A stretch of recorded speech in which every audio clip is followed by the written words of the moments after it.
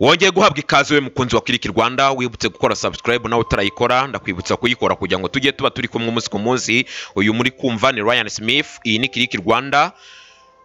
Iki ni cya kiganiro cyacu cyo kubabwira inkuru nziza kandi zinogeye amatwi, zinaryoheye amatwi. Wowe ba hafi yacu kugira ngo tujye tuba turi kumwe umunsi ku munsi. Inkuru twamazaniye uyu munsi wa none ni inkuru y'umwana w'umukobwa wakundanye n'umwana w'umusore, atabizi ko wabo ari abakire wo mwana w'umusore, ariko umwana w'umusore aza kurwara, umukobwa amwitaho imyaka isaga 5 yose, amugurira imiti, amwitaho, amutera ubukene we n'umuryango w'iwabo barakena ku buryo n'ababyeyi biwe bageze aho basubira mu cyaro kubera bakava mu mujyi kubera gushaka uko bakwita kuri uwo mwana w'umusore. Gusa icyo batari bazi nuko uyu mwana w'umusore bari barimo bitaho wari urwaye, iwabo bari bafite amafaranga, ari abakire bakomeye cyane.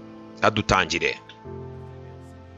Uwo mugore wa CEO wakoreraga amafaranga amabiliyoni n'amabiliyoni buri munota, ariko ntiyari yishimye no kubwongo bwo nubwo yari afite ibyo byose, kubera ko umwana we w'umuhungu yarabuze imyaka. Na n'ubu ngubu nta nubwo yarazi n'amakuru y'umwana wiwe aherereye. Gusa icyo atarazi nuko umwana we w'umuhungu yararwaye kandi biriseriye. Yararwaye hafi imyaka isaga 5. Yari yaragiye no mu gakaritsiye cyangwa mu mujyi aha atarazwi. Gusa umukobwa bakundanaga niwe muntu wamwitayeho ino myaka 5 yose muri ubu burwayi bwiwe, akamwishyurira imiti ye yo kumuvura nubwo yabaga ihenze cyane, agakora utuzi twinshi cyane kugira ngo arebe ko yavuza uyu mwana w'umusore. Akajya kugurisha ibyayi, agakora delivery y'ibyo abakiriya babaga batse,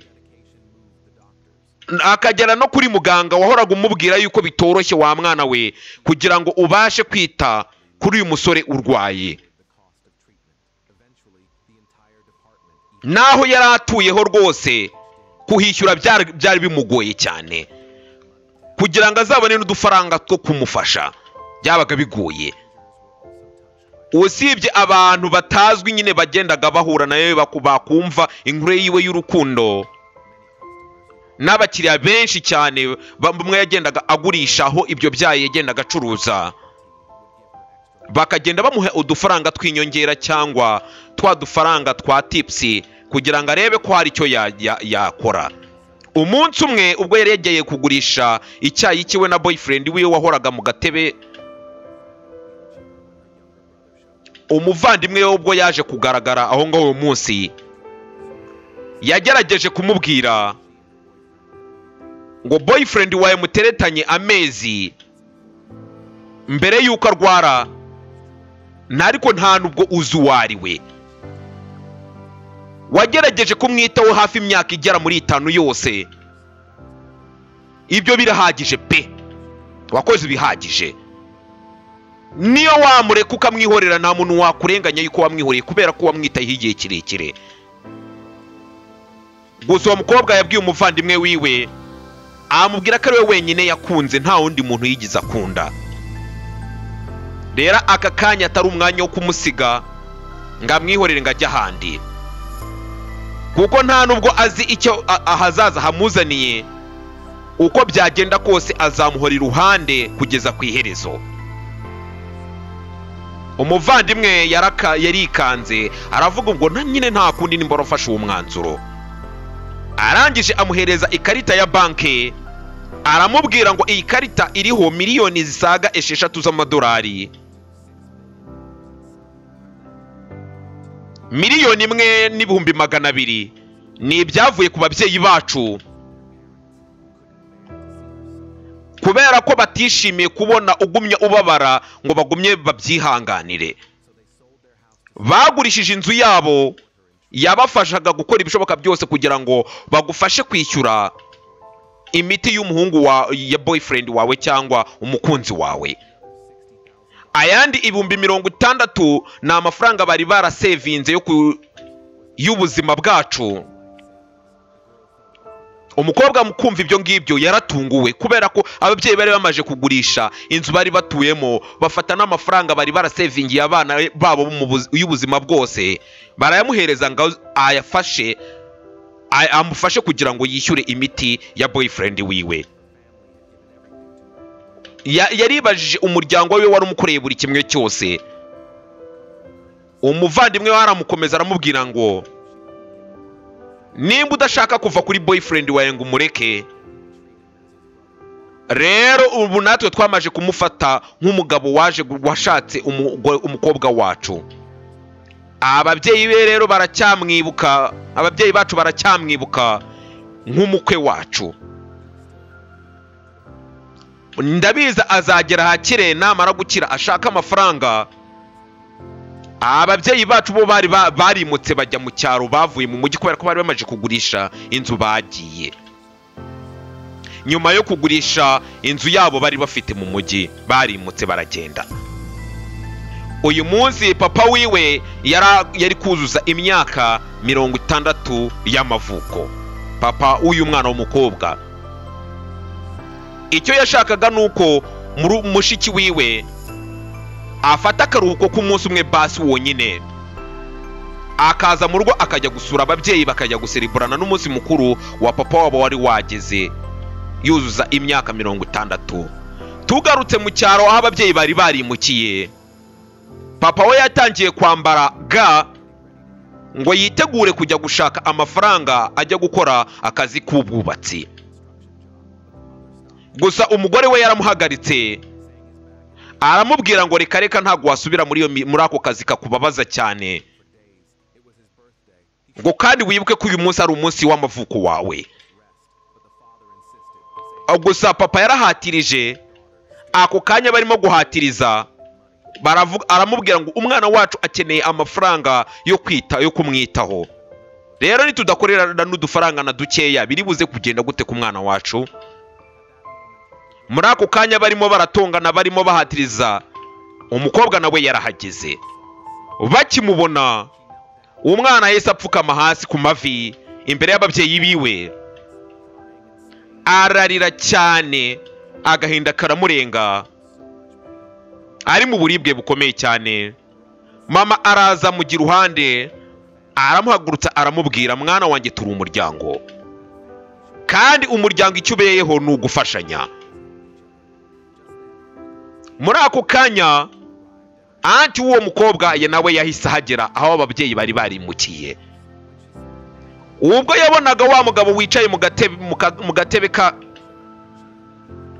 yaramubwiye ngo yatangiye kubirenganyiriza umwana w'umukobwa ngo uri ikigoryi kuba waremeye gufata umutungo w'umuryango wose ugashakana n'uyu mukungu wagukenesheje warwaye ukagumana nawe, kugira ngo wite ku mugabo nk'uyu nguyu utazi naho yaturutse. Byari bibabaje cyane. Yatangiye kumufasha nkamuha buri kimwe, kandi nawe ntacyo yigize asigarana. Ako kanya yahamagaye umusore w'umukire ukiri mutoya, arangije aramubwira ngo uyu muhungu dutwarire umukobwa wacu. Rero mukobwa nuramukushyingiranwe n'uyu musore, umuryango wawe uri buze gusubira ku murongo, bongere bakire, babone ibibatunga, babone n'imitungo yabo. Gusa umukobwa yaramubwiye ngo ntago nashyingiranwa n'undi muntu ko n'ubundi mfite boyfriend, byararangiye. N'ubundi ntago yifuzaga kugira n'undi bose bongera guhura kuko n'ubundi yari afite boyfriend. Ati we yarahatirije, atangira kumwita ikigoryi, arangije amukubita n'urushyi. Mu kumuzamuraho ikiganza, umugabo wari wicaye mu gatebe nta nubwo yavaga n'ahari, ariko yarimo yumva buri kimwe cyose kiri kubera hafi yiwe. Yarabizi ko boyfriend wiwe arimo kubabara, arimo guca mu buribwe bwa anti wiwe urimo kumusebereza imbere y'abantu, adafite uri buze kumufasha. Mu kuzamura ikiganza, ntazi nawe imbaraga aho zavuye, igitangaza cyarabaye, afata ikiganza cya anti. yazamuye ikiganza cyiwe, anti wari ugiye gukubita sheri wiwe, arangije aramutabara. Uwo musore tutari tuzi ahava n'ahaturuka, buri umwe wese yaratunguwe kubona azamura ikiganza n'igihe yari amaze arwaye atava n'ahari.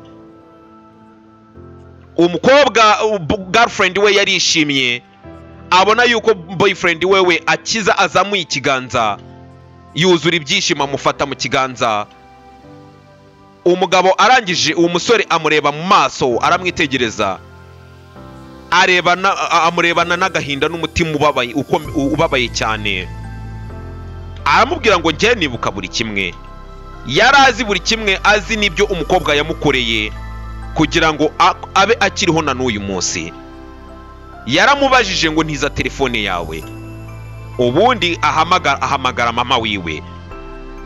Arangije guhamagara mama wiwe, amubwira aho yari aherereye. Mama wiwe akimara kubyumva, wa mugore wa CEO ukorera amafaranga menshi buri munota, acyakira telefone y'umuhungu wiwe,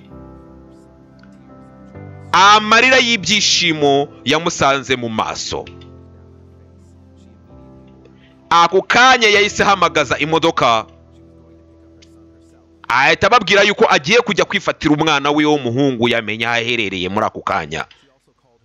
Ako kanya nanone yahise yongera ahamagara umugabo wiwe, arangije aramubwira, amubwira inkuru y'ibyishimo, amubwira yuko bamaje kubona umwana wabo. Uwo mugabo papa w'uwo mwana yari umugabo ukomeye cyane, ari umujenerali ufite inyenyeri zikomeye mu gisirikare.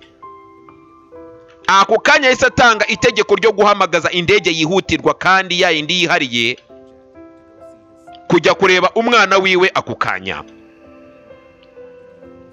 bidatinze tugaruka aho anti w'umukobwa yarari.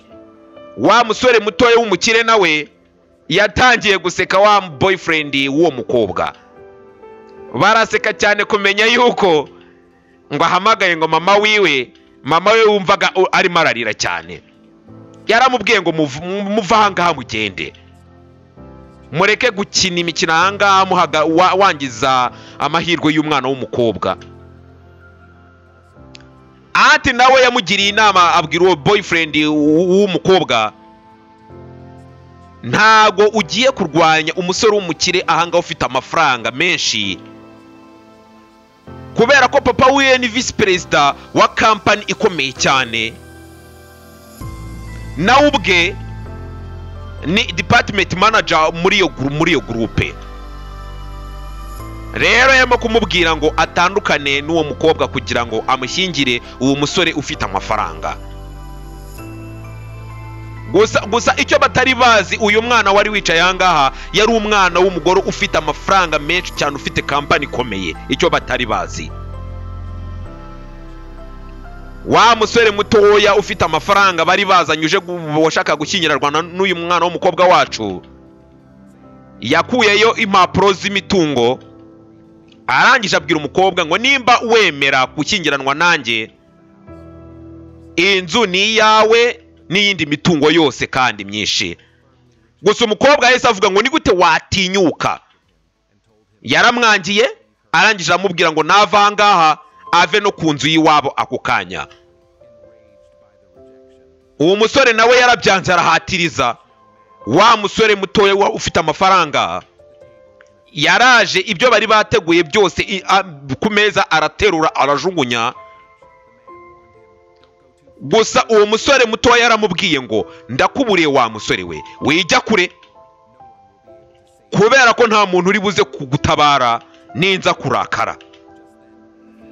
Muri ako kanya abakozi ba wa mugore wa CEO ukomeye cyane, ariyo papa w'uyu mwana w'umusore wari urwaye, barahageze. Mu kuhagera babwiye uwo mwana w'umusore, baramubwira ngo CEO nawe ari buze kubagiza ahangaha kano kanya, ariwe mama wawe. Uwo mugabo yabwiye sekreteri wiwe, amubwira ko uyu munsi ari umunsi mukuru w'amavuko w'imyaka 60 data bukwe arimo kwizihiza. Ndabinginze rero mumutegurire impano z'iminsi mukuru wiwe. Vuba ako kanya abakozi babiri bakoraga muri kampani y'iwabo bahageze bateruye impano imwe yari ikarita ikomeye cyane, ya karita ubikuraho bidahagarara ku buryo aho waba uri hose ku isi wabikura icyo ushaka icyo ari cyo cyose idahagarara. Ikindi cyari kibumbano bafataga nk'imana gikomeye cyane mu gihugu. Icyo cyatsindiwe na CEO ubwo bari mu marushanwa y'isi yose. Icyo kibumbano cyari cyo cyonyine cyabonekaga mu isi, cyari gifite ubutunzi bukomeye cyane, cyari gihenze cyane. Wa musaza utuje nyine woroshya ibintu yazunguje ibiganza arangije aravuga ati ntago twakwemera iyi mpano ihenze bene aka kageni. Gusa wa mugabo yaramubwiye ngo, wa musore yaramubwiye, data bukwe na mabukwe nta cy'agaciro nabasha kubahereza kirenze iby'umukobwa wanyu urukundo yampaye, nta na kimwe cyabisimbura, kuko umukobwa wanyu ibyo yampaye birenze ibyo nabonye mu myaka 5 yose. Wa mwana w'umusore yamaje kubona ko ibyo byose byari bimubereye mu maso arikanga. Yaje kumenya yuko yakoze ikosa rikomeye cyane, yakinishijwe n'abantu badakina. Yagerageje gukora ibishoboka byose ngo akwepe avaho ngaho yigendere. Gusa sekreteri yaramaje kumubona, yahise amuzana amupfukamisha imbere ya wa mwana w'umusore atangira kumusabisha imbabazi.